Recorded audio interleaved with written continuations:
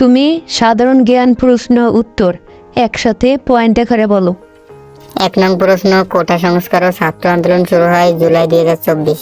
2 নং প্রশ্ন, শেখ হাসিনা পদত্যাগ করে পালিয়ে যায় 5 আগস্ট 2024। 3 নং প্রশ্ন, কোটা সংস্কারের জন্য আবু সাইদ নিহত হয় 16 জুলাই 2024 রংপুরে। 4 নং প্রশ্ন, ডাক্তার মোহাম্মদ ইউনূস ও গ্রামীণ ব্যাংক যৌথভাবে নোবেল পুরস্কার পায় 2006 সালে শান্তিতে। 5 নং প্রশ্ন, ডাক্তার মোহাম্মদ ইউনূস জন্মগ্রহণ করেন 28 জুন 1940 সালে চট্টগ্রামে বাথুয়া গ্রামে। 6 নং প্রশ্ন, বর্তমানে জনসংখ্যা বৃদ্ধির হার 1.33%। 7 নং প্রশ্ন, গম উৎপাদনের শীর্ষ জেলা ঠাকুরগাঁও। 8 নং প্রশ্ন, পাট উৎপাদনের শীর্ষ জেলা ফরিদপুর। 9 নং প্রশ্ন, 2024 সালে স্বাধীনতা পুরস্কার দেওয়া হয় 10 জনকে। 10 নং প্রশ্ন, বর্তমানে দেশে নদ নদীর সংখ্যা 1008টি।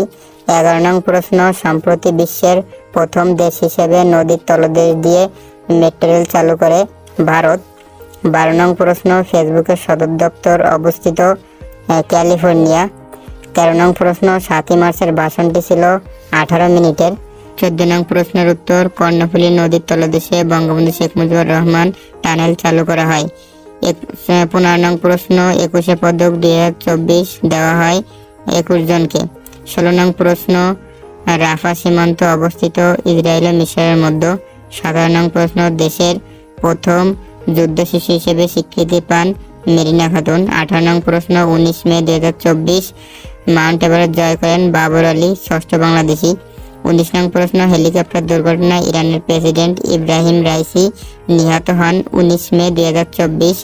20 নং প্রশ্ন, 2024 সালে নজরুল পুরস্কার লাভ করেন অধ্যাপক রাজিয়া সুলতানা। 21 নং প্রশ্ন, বিশ্বের সবচেয়ে জনসংখ্যা ভারতে 140.17 কোটি।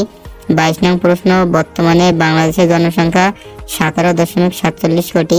23 নং প্রশ্ন, নারী ফুটবল বিশ্বকাপ 2027 অনুষ্ঠিত হবে ব্রাজিলে।